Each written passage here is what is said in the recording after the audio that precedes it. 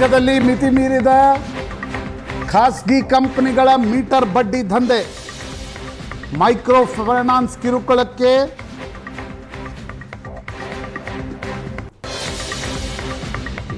Finance ಹೆಸರಿನಲ್ಲಿ ಖಾಸಗಿ ಕಂಪನಿಗಳ ಮೀಟರ್ ಬಡ್ಡಿ ದಂಧೆ, ಫೈನಾನ್ಸ್ ಕಿರುಕುಳಕ್ಕೆ ಸಾಲಗಾರರಿಗೆ ಉಳಿದಿರುವುದು ಒಂದೇ ಸಾವಿನ ದಾರಿ. ಫೈನಾನ್ಸ್ನ ಕಿರುಕುಳಕ್ಕೆ ಇದುವರೆಗೆ 11 ಜನರ ಬಲಿ.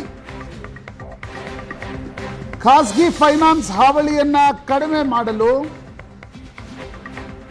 ಸುಗ್ರೀವಾಜ್ಞೆಯ ಮೊರೆ ಹೋಗುತ್ತಿರುವ ರಾಜ್ಯ ಸರ್ಕಾರ ಬಜೆಟ್ ಅಧಿವೇಶನಕ್ಕಿಂತ ಮುಂಚೆಯೇ ಸುಗ್ರೀವಾಜ್ಞೆಯನ್ನು ತರಲು ಸಿದ್ದರಾಮಯ್ಯ ಸರ್ಕಾರದ ನಿರ್ಧಾರ. ಹಣಕಾಸು, ಕಾನೂನು, ಕಂದಾಯ ಇಲಾಖೆಯ 4 ಅಧಿಕಾರಿಗಳ ತಂಡ ರಚಿಸಿದ ರಾಜ್ಯ ಸರ್ಕಾರ ನಾಳೆ ಅಥವಾ ನಾಡಿದ್ದು ಸುಗ್ರೀವಾಜ್ಞೆಯ ಕರಡು ತಯಾರು.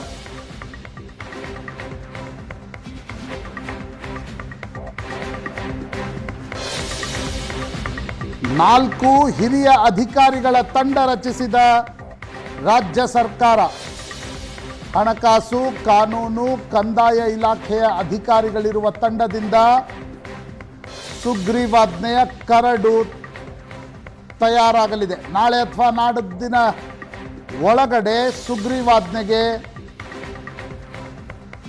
ಒಪ್ಪಿಗೆ ಕೊಡಲಿರುವ ರಾಜ್ಯ ಸರ್ಕಾರ. ಮಿತಿ ಮೀರಿದ ಖಾಸಗಿ ಕಂಪನಿಗಳ ಮೀಟರ್ ಬಡ್ಡಿ ದಂಧೆ,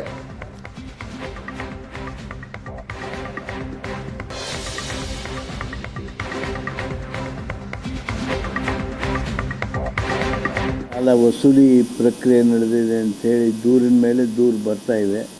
ಇವತ್ತು ಮತ್ತೆ ಆತ್ಮಹತ್ಯೆ ಮಾಡಿಕೊಂಡಿರ್ತಕ್ಕಂಥ ಪ್ರಕರಣಗಳು ಬೆಳಕಿಗೆ ಬಂದಿವೆ. ಈ ಹಿನ್ನೆಲೆಯೊಳಗೆ ನಾವು ರಾಜ್ಯ ಸರ್ಕಾರದವರು ಒಂದು ಮಸೂದೆಯನ್ನು ತರ್ತೀವಿ.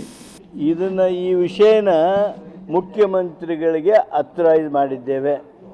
ಈ ಸಬ್ಜೆಕ್ಟನ್ನು ಚರ್ಚೆಯ ನಂತರ ಮಾನ್ಯ ಮುಖ್ಯಮಂತ್ರಿಗಳಿಗೆ ನಾವು ಅಧಿಕಾರ ನೀಡಿ ವಿಲ್ ಟ್ರೈ ಟು ಫೈನಲೈಸ್ ಅಂತ ಹೇಳಿ. ಸಾಲ ವಸೂಲಿ ಪ್ರಕ್ರಿಯೆ ನಡೆದಿದೆ ಅಂಥೇಳಿ ದೂರಿನ ಮೇಲೆ ದೂರು ಬರ್ತಾ ಇವೆ. ಇವತ್ತು ಮತ್ತೆ ಆತ್ಮಹತ್ಯೆ ಮಾಡಿಕೊಂಡಿರ್ತಕ್ಕಂಥ ಪ್ರಕರಣಗಳು ಬೆಳಕಿಗೆ ಬಂದಿವೆ. ಈ ಹಿನ್ನೆಲೆಯೊಳಗೆ ನಾವು ರಾಜ್ಯ ಸರ್ಕಾರದವರು ಒಂದು ಮಸೂದೆಯನ್ನು ತರ್ತೀವಿ. ಈ ವಿಷಯನ ಮುಖ್ಯಮಂತ್ರಿಗಳಿಗೆ ಅಥರೈಸ್ ಮಾಡಿದ್ದೇವೆ. ಈ ಸಬ್ಜೆಕ್ಟನ್ನು ಚರ್ಚೆಯ ನಂತರ ಮಾನ್ಯ ಮುಖ್ಯಮಂತ್ರಿಗಳಿಗೆ ನಾವು ಅಧಿಕಾರ ನೀಡಿ ವಿಲ್ ಮೈಕ್ರೋ ಫೈನಾನ್ಸಿಂಗು 2 ಥರ ಇದೆ. ಒಂದು ಅಧಿಕೃತವಾಗಿ RBIನವರಿಂದ ಲೈಸೆನ್ಸ್ ಪಡ್ಕೊಂಡಿರೋಂಥವ್ರು, ಲೈಸೆನ್ಸ್ ಪಡ್ಕೊಂಡು ಬ್ಯಾಂಕ್ಗಳಿಂದ ಅವ್ರಿಗೆ ಸಹಾಯ ಸಿಗ್ತದೆ. ಯಾರು ಮೈಕ್ರೋ ಫೈನಾನ್ಸ್ ಮಾಡ್ತಾ ಇರೋವಂಥವ್ರಿಗೆ ಸಹಾಯ ಸಿಗ್ತದೆ. ನಬಾರ್ಡ್ನಲ್ಲಿ ಬರಬೇಕಾಗಿರೋಂಥ 16.5 ಲಕ್ಷ ಕೋಟಿ ಏನು ಕೊಡ್ತಾಯಿದ್ರು ಅದನ್ನು ಕಡಿತ ಮಾಡಿ 2.5 ಲಕ್ಷ ಮಾಡಿದ್ದಾರೆ. ನಾವು ಮುಖ್ಯಮಂತ್ರಿಗಳ ಜೊತೆ ನಾನು ಕೂಡ ಹೋಗಿದ್ದೆ, ಆರ್ಥಿಕ ಸಚಿವರನ್ನ ಭೇಟಿ ಮಾಡಿ ನಬಾರ್ಡ್ಗೆ ಮಾಡಿರೋದ್ರಿಂದ ಗ್ರಾಮೀಣ ಪ್ರದೇಶದಲ್ಲಿರುವಂಥ ರೈತರಿಗೆ 4% ಬಡ್ಡಿನಲ್ಲಿ ದರದಲ್ಲಿ ಸಿಗ್ತಾ ಇದ್ದಂಥ ಸಾಲ ಅದು ಸಿಗಲ್ಲ ಅಂಥೇಳಿ ಅವ್ರಿಗೆ ಮನವಿಯನ್ನು ಮಾಡಿದ್ವಿ. ಆದರೂ ಕೂಡ ಅವರು ಯಾವುದೇ ರೀತಿ ಪ್ರತಿಕ್ರಿಯೆ ಮಾಡಿಲ್ಲ ಮತ್ತು ಪ್ರಧಾನಮಂತ್ರಿಯನ್ನು ಭೇಟಿ ಮಾಡಿ ಕೂಡ ಮನವಿಯನ್ನು ಮಾಡಿದ್ವಿ. ಕೇಂದ್ರ ಸರ್ಕಾರದವರು ಆರ್ಥಿಕವಾಗಿ ಯಾವ ರೈತರಿಗೆ ಕೊಡುವಂಥ ನೆರವೇನಿದೆ ಸಾಲದ ರೂಪದಲ್ಲಿ ಅದನ್ನು ಕಡಿತ ಮಾಡಿದ್ದಾರೆ. ಈ ರೀತಿಯಾದಂಥ ಅಧಿಕೃತವಾಗಿ ನೋಂದಣಿಯಾಗಿರುವಂಥ ಮೈಕ್ರೋ ಫೈನಾನ್ಸಿಂಗ್ ಕಂಪನಿಗಳಿಗೆ RBI ಮೂಲಕ ಬೆಂಬಲವನ್ನು ಕೊಡ್ತಾಯಿದ್ದಾರೆ. ಇದು ಆಗ್ತಾ ಇರುವಂಥದ್ದು. ಮತ್ತು ಈ ಮೀಟರ್ ಬಡ್ಡಿ ಓಡಿಸೋರು ಅವ್ರ ಅಪರಾಧಿಗಳು, ಅವ್ರ ಮೇಲೆ ಕ್ರಮ ಖಂಡಿತವಾಗಿ ಜರುಗಿಸ್ತೀವಿ ನಾವು. ಅದು ಬೆಳಗ್ಗೆ ತೊಗೊಳ್ಳೋದು, ಸಾಯಂಕಾಲ ಕೊಡೋದು ಮೀಟರ್ ಬಡ್ಡಿ ಅಂತ ಹೇಳ್ತಾರೆ. ಆದರೆ ಮೈಕ್ರೋ ಫೈನಾನ್ಸಿಂಗನ್ನು ನೀವು ಸೂಕ್ಷ್ಮವಾಗಿ ಗಮನಿಸಿದ್ರೆ ಇವತ್ತು ದೇಶದಲ್ಲಿರುವಂಥ ಆರ್ಥಿಕ ಪದ್ಧತಿ ಮೈಕ್ರೋ ಫೈನಾನ್ಸಿಂಗು 2 ಥರ ಇದೆ.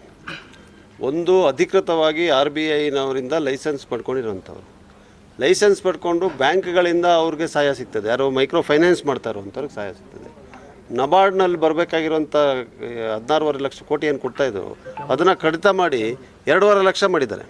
ನಾವು ಮುಖ್ಯಮಂತ್ರಿಗಳ ಜೊತೆ ನಾನು ಕೂಡ ಹೋಗಿದ್ದೆ, ಆರ್ಥಿಕ ಸಚಿವರನ್ನ ಭೇಟಿ ಮಾಡಿ ನಬಾರ್ಡ್ಗೆ ಮಾಡಿರೋದ್ರಿಂದ ಗ್ರಾಮೀಣ ಪ್ರದೇಶದಲ್ಲಿರುವಂಥ ರೈತರಿಗೆ 4% ಬಡ್ಡಿನಲ್ಲಿ ದರದಲ್ಲಿ ಸಿಗ್ತಾ ಇದ್ದಂಥ ಸಾಲ ಅದು ಸಿಗಲ್ಲ ಅಂಥೇಳಿ ಅವ್ರಿಗೆ ಮನವಿಯನ್ನು ಮಾಡಿದ್ವಿ. ಆದರೂ ಕೂಡ ಅವರು ಯಾವುದೇ ರೀತಿ ಪ್ರತಿಕ್ರಿಯೆ ಮಾಡಿಲ್ಲ ಮತ್ತು ಪ್ರಧಾನಮಂತ್ರಿಯನ್ನು ಭೇಟಿ ಮಾಡಿ ಕೂಡ ಮನವಿಯನ್ನು ಮಾಡಿದ್ವಿ. ಕೇಂದ್ರ ಸರ್ಕಾರದವರು ಆರ್ಥಿಕವಾಗಿ ಯಾವ ರೈತರಿಗೆ ಕೊಡುವಂಥ ನೆರವೇನಿದೆ ಸಾಲದ ರೂಪದಲ್ಲಿ ಅದನ್ನು ಕಡಿತ ಮಾಡಿದ್ದಾರೆ. ಈ ರೀತಿಯಾದಂಥ ಅಧಿಕೃತವಾಗಿ ನೋಂದಣಿಯಾಗಿರುವಂಥ ಮೈಕ್ರೋ ಫೈನಾನ್ಸಿಂಗ್ ಕಂಪನಿಗಳಿಗೆ RBI ಮೂಲಕ ಬೆಂಬಲವನ್ನು ಕೊಡ್ತಾ ಇದ್ದಾರೆ. ಇದು ಆಗ್ತಾ ಇರುವಂಥದ್ದು. ಮತ್ತು ಈ ಮೀಟರ್ ಬಡ್ಡಿ ಓಡಿಸೋರು ಅವ್ರ ಅಪರಾಧಿಗಳು, ಅವ್ರ ಮೇಲೆ ಕ್ರಮ ಖಂಡಿತವಾಗಿ ಜರುಗಿಸ್ತೀವಿ ನಾವು. ಅದು ಬೆಳಗ್ಗೆ ತೊಗೊಳ್ಳೋದು ಸಾಯಂಕಾಲ ಕೊಡೋದು ಮೀಟರ್ ಬಡ್ಡಿ ಅಂತ ಹೇಳ್ತಾರೆ. ಆದರೆ ಮೈಕ್ರೋ ಫೈನಾನ್ಸಿಂಗ್ ಸಾಲ ವಸೂಲಿ ಪ್ರಕ್ರಿಯೆ ನಡೆದಿದೆ ಅಂಥೇಳಿ ದೂರಿನ ಮೇಲೆ ದೂರು ಬರ್ತಾ ಇವೆ. ಇವತ್ತು ಮತ್ತೆ ಆತ್ಮಹತ್ಯೆ ಮಾಡಿಕೊಂಡಿರ್ತಕ್ಕಂಥ ಪ್ರಕರಣಗಳು ಬೆಳಕಿಗೆ ಬಂದಿವೆ. ಈ ಹಿನ್ನೆಲೆಯೊಳಗೆ ನಾವು ರಾಜ್ಯ ಸರ್ಕಾರದವರು ಒಂದು ಮಸೂದೆಯನ್ನು ತರ್ತೀವಿ. ಈ ವಿಷಯನ ಮುಖ್ಯಮಂತ್ರಿಗಳಿಗೆ ಅಥರೈಸ್ ಮಾಡಿದ್ದೇವೆ. ಈ ಸಬ್ಜೆಕ್ಟನ್ನು ಚರ್ಚೆಯ ನಂತರ ಮಾನ್ಯ ಮುಖ್ಯಮಂತ್ರಿಗಳಿಗೆ ನಾವು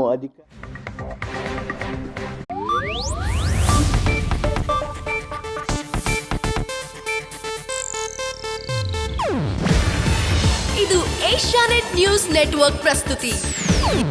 ನೀವು ನೋಡ್ತಿದ್ದೀರಾ ಏಷ್ಯಾನೆಟ್ ಸುವರ್ಣ ನ್ಯೂಸ್.